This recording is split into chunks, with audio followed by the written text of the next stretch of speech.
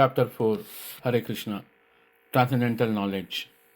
The personality of Godhead, Lord Sri Krishna said, I instructed this imperishable science of yoga to the sun god, Vivaswan, and Vivaswan instructed it to Manu, the father of mankind, and Manu in turn instructed it to Ch.4. The supreme science was thus received through the chain of disciplic succession, and the saintly kings understood it in that way. But in course of time, the succession was broken, and therefore the science as it is appears to be lost.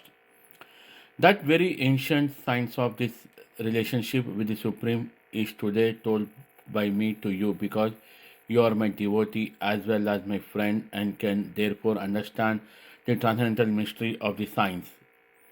Arjuna said, the sun god Vivaswan is senior by birth to you. How am I to understand that in the beginning you instructed the science to him? The person of Godhead said, many births both you and I have passed. I can remember all of them, but you cannot, O subduer of the enemy. Although I am born and my transcendental body never deteriorates, and although I am the Lord of all living entities, I still appear in every millennium in my original transcendental form. Whenever and wherever there is a decline in religious practice or descent of Bharata and a predominant rise of religion, at that time I descend myself to deliver the pious and to annihilate the miscreants as well as to re-establish the principles of religion. I myself appear millennium after millennium.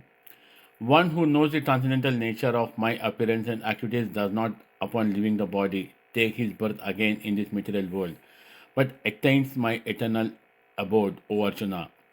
Being freed from attachment, fear, and anger, being fully absorbed in me and taking refuge in me, many persons in the past became purified by me, by knowledge of me, and thus they all attain transcendental love for me. As all surrender unto me, I reward them accordingly. Everyone follows my path in all respects, O son of Pratha. Men in this world desire success in fruitive activities and therefore they worship the demigods. Quickly, of course, men get results from fruitive work in this world. According to the three modes of material nature and the work associated with them, the four divisions of human society are created by me, and although I am the creator of this system, you should know that I am yet the non-doer, being unchangeable. There is no work that affects me, nor do I aspire for the fruits of action. One who understands this truth about me also does not become entangled in the fruitive reactions of the work. All the liberated souls in the ancient times acted with the understanding of my transcendental nature. Therefore, you should perform your duty, following in their footsteps. Even the intelligent are bewildered in determining what is action and what is inaction. Now I shall explain to you what action is, knowing which you shall be liberated from all misfortune. The intricacies of action are very hard to understand. Therefore, one should know properly what action is, what forbidden action is, and what inaction is. One who sees inaction in action and action in inaction is intelligent among men, and he is in the transcendental position, although entangled in all sorts of activities. One is understood to be in full knowledge, whose every endeavor is devoid of desire for sense gratification. He is said by sages to be a worker for whom the reactions of work have been buried up by the fire of perfect knowledge. Abandoning all attachment to the results in his activities, ever satisfied and independent, he performs no productive action, although engaged in all kinds of undertakings. Such a man of understanding acts with mind and intelligence perfectly controlled, gives up all sense of proprietorship over his possessions, and acts only for the bare necessities of life. Thus, working, he is not affected by sinful reactions. He who is satisfied with gain which comes of its own accord, who is free from duality and does not envy, who is steady in both success and failure, is never entangled, although performing actions. The work of a man who is unattached to the modes of material nature and who is fully situated in transcendental knowledge merges entirely into transcendence. A person who is fully absorbed in Krishna consciousness is sure to attain the spiritual kingdom because of his full contribution to spiritual activities, in which the consummation is absolute and that which is offered is of the same spiritual nature. Some yogis perfectly worship the demigods by offering different sacrifices to them, and some other sacrifices in the fire of Supreme Brahman.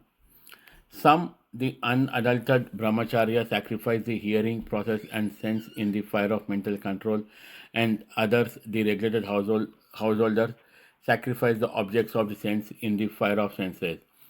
Others who are interested in achieving self realization through the control of the mind and senses in the fire of mental control, and the others, the regular householders, sacrifice the objects of the senses in the fire of the senses. Others who are interested in achieving self realization through control of the mind and senses offer the functions of all the senses and the life breath as oblations into the fire of the controlled mind. Having accepted strict vows, some become enlightened by sacrificing their possessions, and others by performing severe austerities, by practicing the yoga of eightfold mysticism, or by studying the Vedas to advance in the transcendental knowledge. Still, others who are inclined to the process of breath restraint to remain in trance practice by offering the movement out of the outgoing breath into the incoming and incoming breath into the outgoing, and thus at last remain in trance, stopping all breath. Others, curtailing the eating process, offer the outgoing breath into itself as a sacrifice. All these performers who know the meaning of sacrifice become cleansed of sinful reactions, and having tasted the nectar of the results of sacrifices, they advance towards the supreme eternal atmosphere. O best of Kuru dynasty, without sacrifice one can never live happily on this planet or in this life. What then of the next? All these different types of sacrifice are approved by the Vedas, and all of them are born of different types of work. Knowing them, such as you will become liberated. O chaster of the enemy, the sacrifice performed in the knowledge is better than the mere sacrifice of material possessions. After all, O son of Pritha, all sacrifices of work culminate in the transcendental knowledge. Just try to learn the truth by approaching a spiritual master. Inquire from him submissively and render service unto him. The self realized souls can impart knowledge unto you because they have seen the truth. Having obtained real knowledge from a self realized soul, you will never fail. You will never fall again into such illusion. For by this knowledge you will see that all living beings are but part of the Supreme, or in other words, they are mine. Even if you are considered to be the most sinful of all sinners, when you are seated in the boat of transcendental knowledge, you will be able to cross over the ocean of miseries. As a blazing fire turns firewood into ashes, O Arjuna, so does the fire of knowledge burn to ashes all reactions to material activities. In this world, there is nothing so sublime and pure transcendental knowledge. Such knowledge is the mature fruit of all mysticism.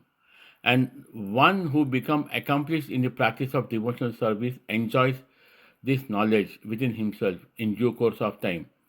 A faithful man who is dedicated to transcendental knowledge and who subdues his senses is eligible to achieve such knowledge. And having achieved it, he quickly attains the supreme spiritual peace.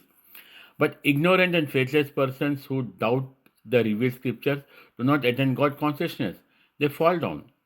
For the doubting soul, there is happiness, neither in this world nor in the next. One who acts in devotional service, renouncing the fruits of his actions, and whose doubts have been destroyed by transcendental knowledge, is situated factually in the self. Thus, he is not bound by the reactions of work, O conqueror of riches. Therefore, the doubts which have arisen in your heart out of ignorance should be slashed by the weapon of knowledge. Armed with yoga, O Bharata, stand and fight.